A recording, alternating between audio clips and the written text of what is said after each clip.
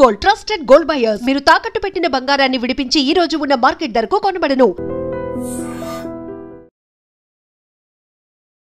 నమస్కారం స్వామీజీ. హరి ఓం. స్వామీజీ 109 సంవత్సరాలు అంటే మామూలు విషయం కాదు. నేనైతే ఫస్ట్ టైం చూస్తున్నా. నిజంగా మీకు ధన్యవాదాలు స్వామీజీ. ఇప్పుడు ప్రస్తుతం ఉన్న సమాజంలో రకరకాల ఆరోగ్య సమస్యలు, ఎంత ఆరోగ్యంగా ఉన్న వాళ్ళైనా 40-60కి మించి వాళ్ళ జీవనం కొనసాగించే వాళ్ళ సంఖ్య చాలా తక్కువగా ఉంటుంది. అసలు ఎలా సాధ్యపడుతుంది స్వామీజీ? ధ్యానం చేయడం వల్ల ఆయుర్దాయం అనేది పెరిగే అవకాశం ఉంటుందా? గం గణపతియే నమః, ఐం సరస్వతియే నమః, శ్రీ గురుభ్యో నమః.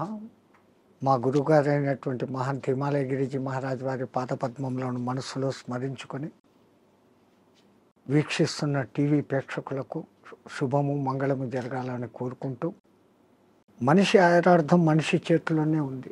బ్రహ్మ ఏదో రాశాడు అంటారు, ఎక్స్పైరీ డేటు డిస్పాచ్ డేటు అని. అది ఒక విధంగా కరెక్ట్ అయినప్పటికీ దాన్ని మార్చుకోగలిగిన శక్తి కూడా ఆ పరమాత్ముడే యోగము అనే దాని మీద మనకి ఇచ్చాడు. ఒక యోగ సాధన, సిస్టమేటికల్ లైఫ్, ఏ టైంలో ఏం తినాలా, ఎంత తినాలా, ఆ పద్ధతులన్నీ ఉండి ఒక గురువు నేర్పించినాడు.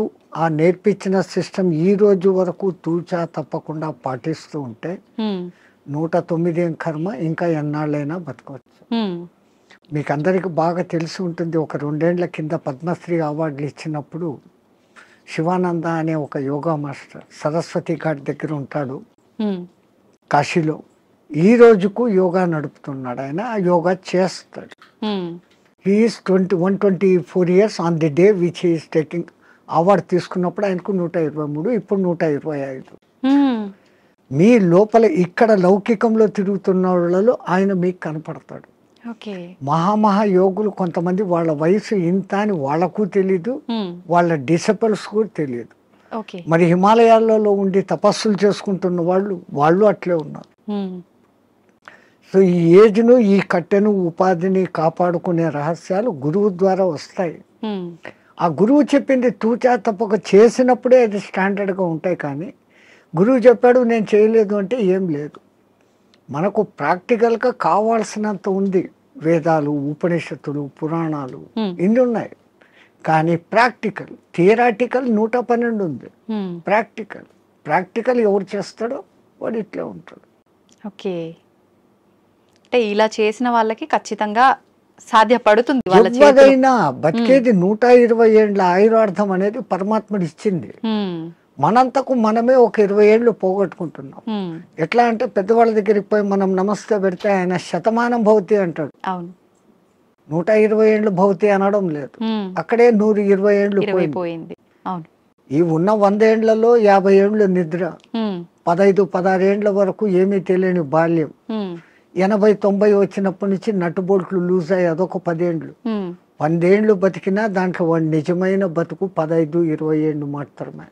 ఎవరికి నచ్చినట్టు మళ్ళీ దాంట్లో అక్కడికి యాత్రలు, ఇక్కడికి ప్రయాణాలు, ట్రాన్స్పోర్ట్, టీవీలు చూడాలు, సినిమాలకు పోవడాలు, ఆ గంటలంతా తీసేస్తే అది ఒక 5-6 గంటలు. అది నిజమైన మనిషి బతుకు ఎట్లా ఉండాలా అనేది అక్కడ ఉంది. ఎంతసేపు నిద్రపోవాలా, ఎంతసేపు మేలుకోవాలా. పెద్దలు అంటారు దిన్ దియా కామ్ కర్నేకి లియే, రాత్ దియా సోనేకి లియే అని.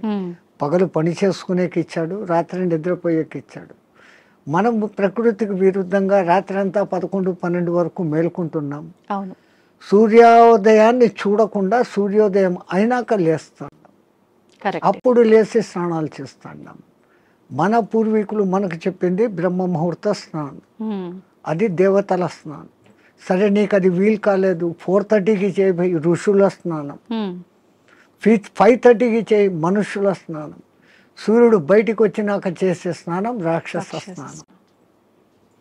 అంత సిస్టమ్ ఎందుకు పెట్టినారు? Early to bed, early to get up. 9-10 బజేకు సోజావు, 9-10 గంటలకు నిద్రపోండి.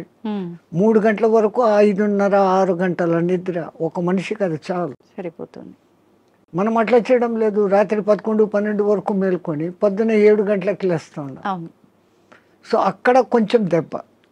రెండవది తినే ఆహార పదార్థాలు. ఒకప్పుడు ఏ ఎరువులు వేయకుండా పండించేవాళ్ళు. 6 నెలలు 7 నెలలకు కానీ కోతకు వచ్చేది కాదు ధాన్, గోధుమలు కానీ రైస్ కానీ. ఇప్పుడు 3 నెలలు 2 నెలలకి వచ్చేదానికి చేసేస్తూ ఉంటాం అంత హైబ్రిడ్ ఆర్టిఫిషియల్ ఎరువులు వేసి. సో దాంట్లో శక్తి బలము ఉండడం లేదు. ఆ తినే విధానం కూడా హైయెస్ట్ బాయిలింగ్ చేసి తింటాను. జబ్బులు మూల కారణం అది.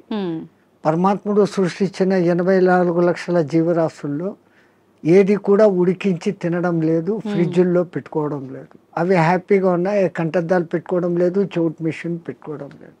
మనం పెట్టుకుంటున్నాం. కరెంట్ ఆ ఫుడ్కు వ్యతిరేకం. సహజ ఆహారం ఋషులు మునులు అంతా కందమూలాలు, పండ్లు, ఫలాలు. పరమాత్ముడు ఏది న్యాచురల్గా ఇచ్చినాడో అప్పటికది తినేస్తారు. మళ్ళీ సాయంత్రానికి రేపటికి అని దాచిపెట్టుకోవడం కూడా లేదు. ఓకే, ఎప్పుడు తప్పుడే. ఒకసారి చెట్టు నుంచి కట్ అయితే 3.5 అవర్స్లో తాను తిన్నప్పుడు ఆ చెట్టుకు దానికి కనెక్టివిటీ పవర్ ఉంటుంది. ఆ ఫలము శక్తివంతంగా ఉంటుంది. దాన్ని మనం ఫ్రిడ్జ్లో పెట్టేసి స్టాక్ పెట్టుకొని ఎప్పుడెప్పుడో తింటున్నాం. ఆ చెట్టు కనెక్టివిటీ ఆ పండులో నుంచి పోతుంది. పండు రుచి ఉంటుంది, శక్తి తగ్గిపోతుంది. అయితే స్వామీజీ, ఇప్పుడు మీలాంటి యోగులకే సాధ్యపడుతుందా? ఇప్పుడు మీరు చెప్పినట్టుగా ఇలాంటి ఆహార నియమాలు పాటించి ధ్యానం పైన ఫోకస్ చేస్తే నార్మల్ మనుషులకు కూడా సాధ్యపడుతుందంటారా? ఎవరికైనా అమ్మ, పరమాత్ముడు 24 గంటలు టైం ఇచ్చాడు. 23 గంటలు మీ నిద్ర, మీ లౌకిక వ్యవహారాలు అన్నీ చూసుకోండి, ఎంజాయ్ చేయండి. మనిషి జన్మ ఎత్తే ఆనందించాల. ఫ్రెండ్స్తో, రిలేటివ్స్తో సినిమాలు ఎంజాయ్ చేయండి. బట్ 1 అవర్ నాది అనుకోండి.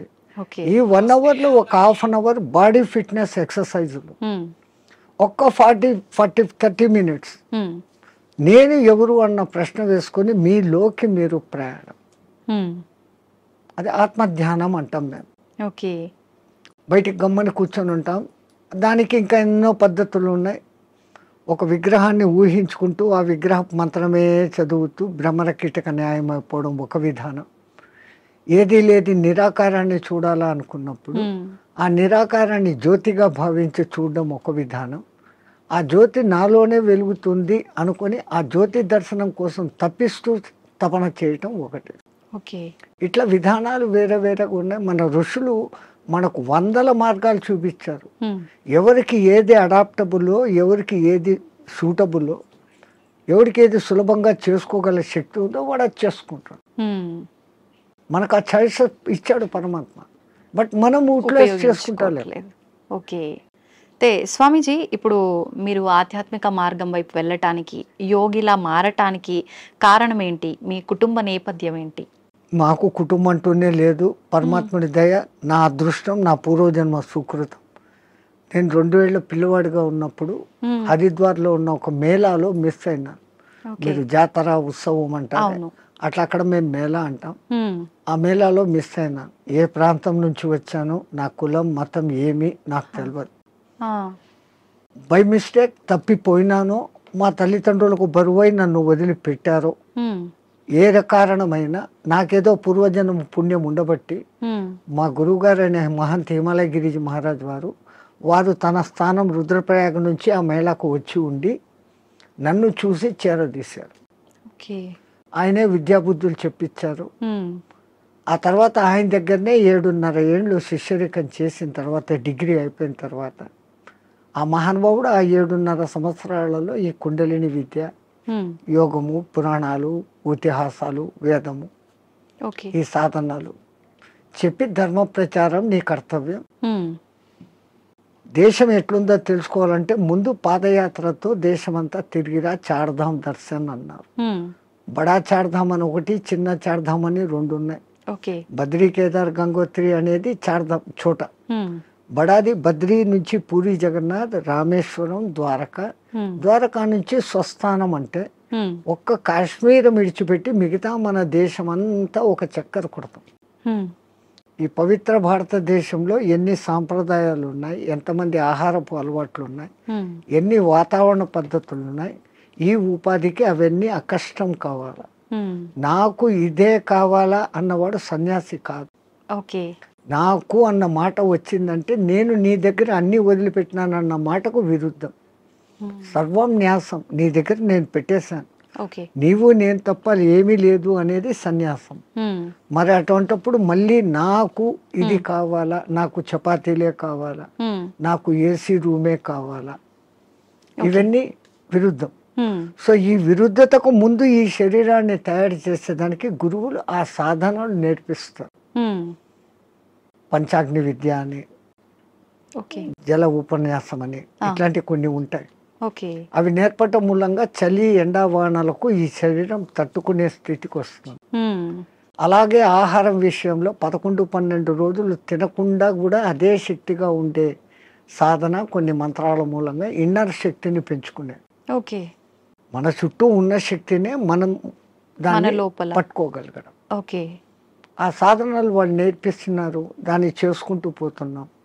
అట్లా అని తిండి లేకుండా ఉండాలా అని దాన్ని ప్రయోగించకూడదు. అత్యవసర పరిస్థితుల్లో శక్తులు ఉన్నాయని అది దుర్మార్గానికో స్వ అవసరానికో వాడుకోకూడదు. అత్యవసర పరిస్థితి ఇంకోని రక్షణకు, అప్పుడు దాన్ని వాడుకోవచ్చు. సంతోషం స్వామి, చాలా మంచి మంచి విషయాలు మీ ద్వారా తెలుసుకున్నాను. నాకు చాలా సంతోషంగా ఉంది మిమ్మల్ని కలిసినందుకు. మంగళమతి. ధన్యవాదాలు స్వామి. జై శ్రీ రామచంద్రజీ.